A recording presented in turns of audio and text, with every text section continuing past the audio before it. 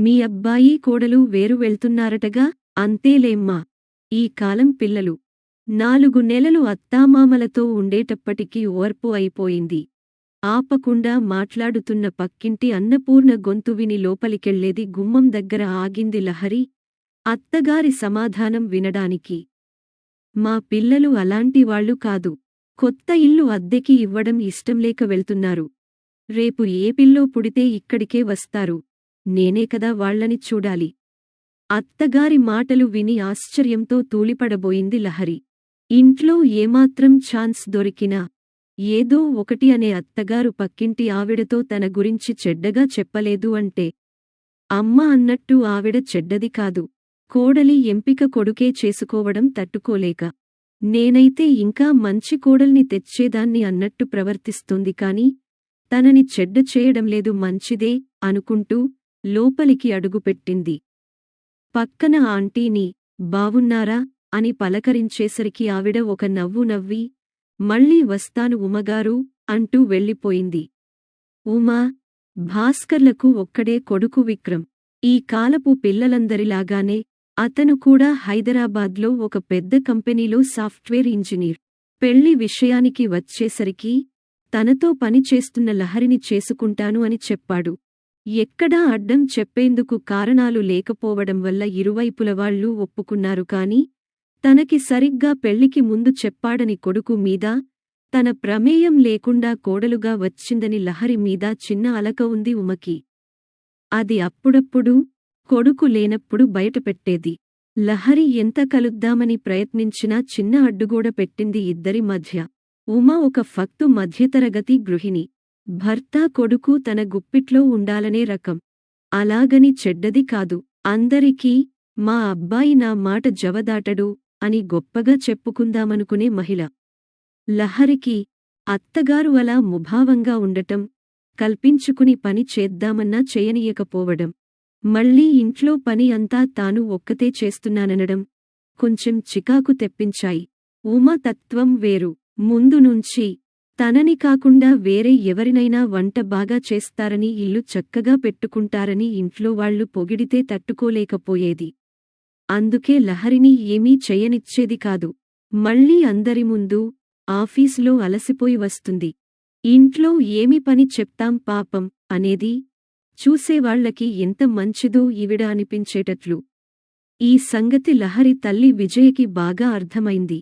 ఎంతైనా ఆవిడ ఒక తల్లేగా.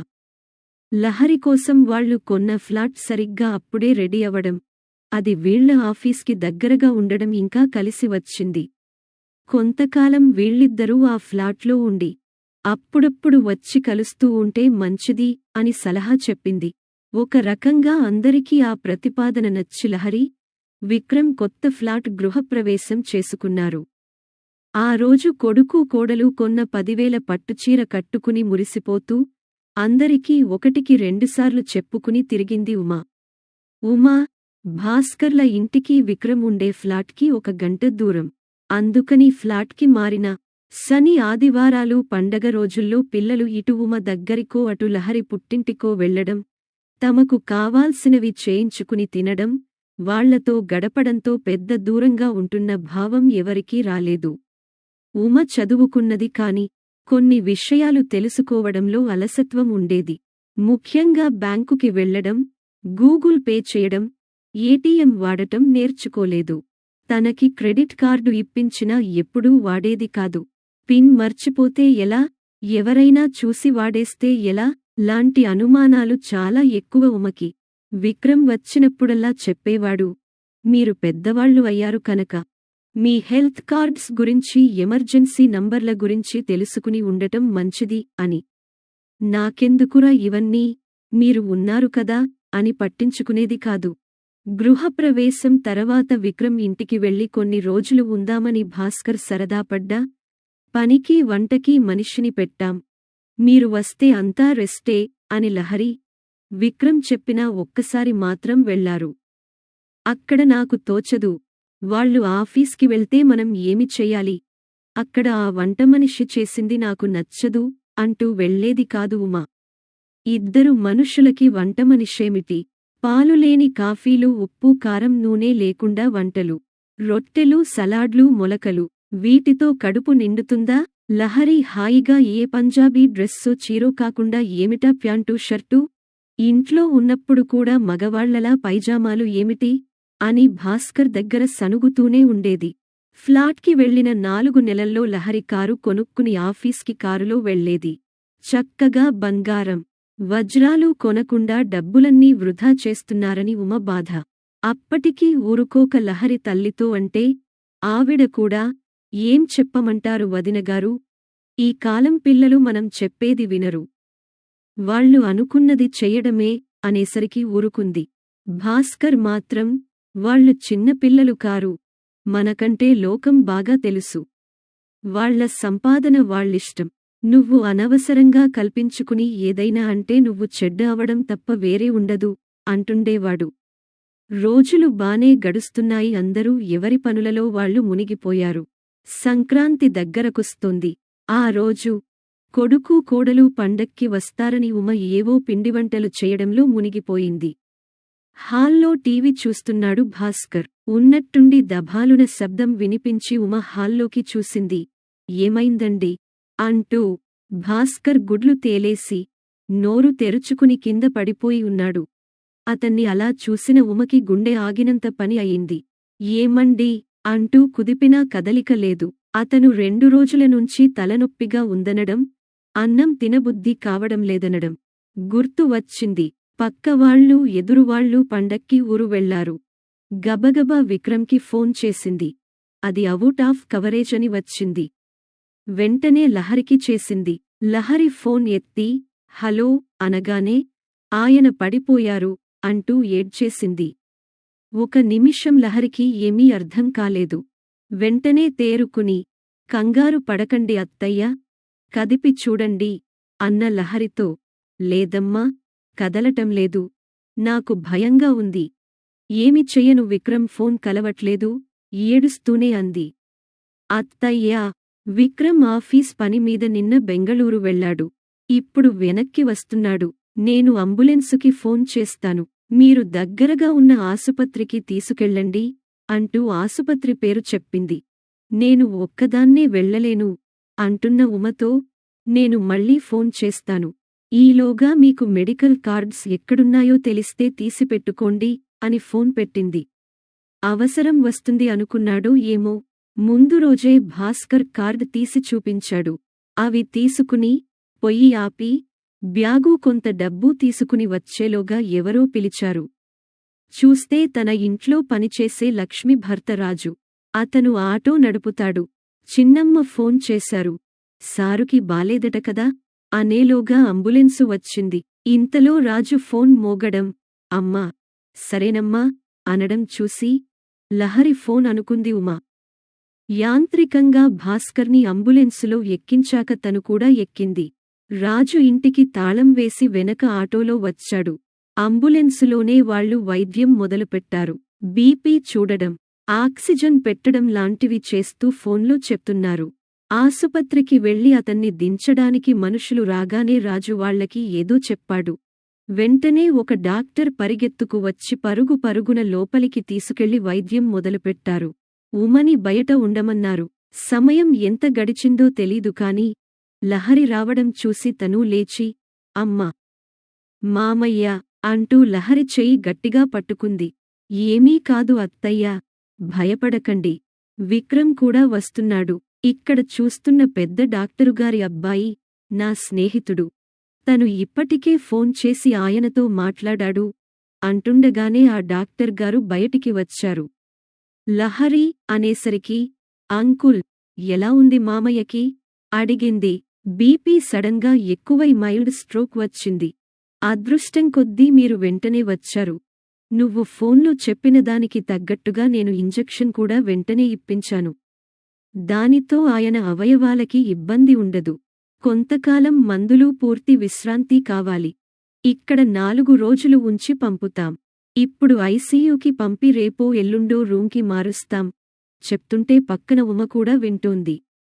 మా అత్తయ్య అని లహరి చెప్తే ఆయన ఉమని చూసి, ఏమీ పర్వాలేదమ్మా. గండం గడిచింది. మీరు కంగారుపడి బీపీ పెంచుకోకండి. ఒకసారి చూశాక ఇంటికి వెళ్ళి రెస్ట్ తీసుకుని రేపు రండి అనునయంగా అంటే ఉమ కళ్ళనీళ్లతో నమస్కారం చేసింది.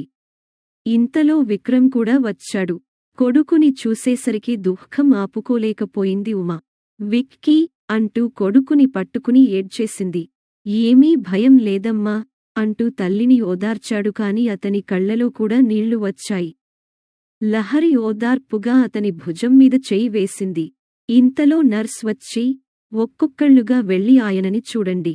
మళ్ళీ రేపు ఉదయం దాకా మేము రానివ్వం అని చెప్తే ఉమ లోపలికి వెళ్ళింది. ముక్కుకి నోటికి పైపులు పెట్టి, బలహీనంగా ఉన్న భర్తని చూసి ఏడుపు వచ్చినా, నువ్వు నాన్నని చూసి ఏడవద్దు. అంతా బావుంది అని చెప్పు అన్న కొడుకు మాట గుర్తొచ్చి నెమ్మదిగా ఆయన చెయ్యి నొక్కి, ఇంకో 2 రోజులు అంతే, మనం ఇంటికెళ్ళిపోతాం. అంతా బావుందన్నారు డాక్టర్ అని చెప్పింది. బయటికి వచ్చేసరికి లహరి తల్లి తండ్రి వచ్చారు. ఐసీయూ దగ్గర ఎవరినీ ఉండనీయడం లేదు. అయినా విక్రమ్, వాళ్ల మామగారు కొంచెంసేపు ఉంటామంటే. లహరి, ఉమా, లహరి తల్లి, లహరి కారులో వాళ్ల ఇంటికి బయలుదేరారు. ఇంటికి వెళ్లేసరికి లహరి వాళ్ల పనమ్మాయి స్వరూప ఇంట్లో ఉంది. వెళ్లగానే వీళ్లకి వేడిగా టీ పెట్టి ఇచ్చింది. గీజర్ వేశాను అంటే, ఉమా, లహరి స్నానం చేసి వచ్చారు. వీళ్లు వచ్చేసరికి డైనింగ్ టేబుల్ మీద పళ్ళాలు గ్లాసులు అన్నీ అమర్చింది భోజనానికి. అన్నం, కూర, పచ్చడి, సాంబార్, పెరుగు పెట్టి వీళ్లకి వడ్డిస్తాను అంటే, లహరి, వెళ్ళిపో స్వరూపా. రేపు త్వరగా వస్తే అత్తయ్య ఆసుపత్రికి వెళ్లేలోగా టిఫిన్ తిని వెళ్తారు అంది. సరేనమ్మా. పెద్దసార్ ఎలా ఉన్నారు అడిగింది స్వరూప. బావున్నారు. నువ్వు ఆటోలో వెళ్ళు. డబ్బులు ఉన్నాయా ఇవ్వనా అని లహరి అడిగితే, వద్దమ్మా, ఉన్నాయి. అయినా ఫోన్ చేస్తే మా ఆయన 10 నిమిషాల్లో వస్తాడు అని వెళ్ళిపోయింది. మనం ఆసుపత్రిలో ఉన్నాం కదా. ఈ అమ్మాయి వంట ఎలా చేసింది అడిగింది ఉమా. ఒక తాళం చెవి ఆ అమ్మాయి దగ్గర ఉంటుంది. ఎప్పుడైనా ఇలా అవసరం పడితే తను వచ్చి అన్ని పనులు చేస్తుంది అన్న లహరితో. ఫర్వాలేదా? ఇంట్లో డబ్బులు అవి ఉంటాయి అంది ఉమా. లేదు అత్తయ్యా, మేము క్యాష్ ఎక్కువ పెట్టం. అన్నీ ఫోన్ పే లోనే. ఇంట్లో బంగారం ఉంచను, ఇంకేమి తీసుకుంటుంది. హాల్లోనూ మెయిన్ డోర్ దగ్గర కెమెరాలు ఉన్నాయి. అయినా వాళ్లకి పనులు దొరకాలంటే నిజాయతీగా ఉండాలి అంది లహరి. విక్రమ్, నాన్నా వచ్చి భోంచేస్తారు. మీరు మళ్ళీ పొద్దున్నే ఆసుపత్రికి వెళ్ళాలి. ఇప్పుడు పడుకోండి అని లహరి చెప్తే రూంలోకి వచ్చి పడుకున్న ఉమ మనసులో రకరకాల ఆలోచనలు మెదిలాయి. తను వీళ్లని, ఈ కాలం పిల్లలు, బాధ్యత తెలీదు, డబ్బు జాగ్రత్త లేదు అనుకుంది కాని, ఇవాళ లహరి ఎంత త్వరగా అన్ని జాగ్రత్తలు తీసుకుని భాస్కర్ని ఆసుపత్రిలో చేర్చింది. అందుకే అతను బతికి బయటపడ్డాడు. ఇప్పుడు ఇంటికి వచ్చి వంట చెయ్యాలంటే ఎవరికైనా ఇబ్బందే. వీళ్లు జీతం ఎక్కువ ఇవ్వబట్టే కదా. ఆ స్వరూప ఇంత రాత్రి వచ్చి వేడిగా అన్నీ చేసింది. తన ఇంట్లో ఇన్ని రోజులనుంచి చేస్తున్న లక్ష్మికి తను అలా తాళం ఇవ్వగలదా? ఎందుకంటే తనకి మనుషుల మీద నమ్మకం తక్కువ. లహరి అన్నట్టు ఇంట్లో డబ్బు బంగారం లేకపోతే పోయేందుకు ఏముంటాయి? భాస్కర్ ఎన్నిసార్లు చెప్పినా, లక్ష్మితో ఎప్పుడూ విసుగ్గా మాట్లాడటం తప్ప సవ్యంగా మాట్లాడలేదు. పనివాళ్లకి అలుసు ఇవ్వకూడదు అని. భాస్కర్ చిన్న చిన్న సాయాలు చేయబట్టి, లహరి వాళ్లతో చక్కగా మాట్లాడబట్టి ఇవాళ ఒక్క ఫోన్ చెయ్యగానే రాజు పరిగెట్టుకు వచ్చాడు. లక్ష్మి లహరికి ఫోన్ చేసి భాస్కర్ ఆరోగ్యం ఎలా ఉందో కనుక్కుంది. లహరికి కారు ఉండబట్టే కదా త్వరగా అన్ని పనులు అవుతున్నాయి. అదే తను చెప్పినట్టు బంగారం, వజ్రాలు కొంటే ఏం లాభం? లాకర్లో పెట్టడం తప్ప. భాస్కర్ అన్నట్టు ఈ కాలం పిల్లలకి తమకంటే ఎక్కువే తెలుసు. వాళ్ల సంపాదనను, ఎలా సుఖంగా ఉంటాము అని చూసుకుని ఖర్చు పెడుతున్నారు. తమ కాలంలో పరిస్థితులు వేరు, ఇప్పుడు వేరు.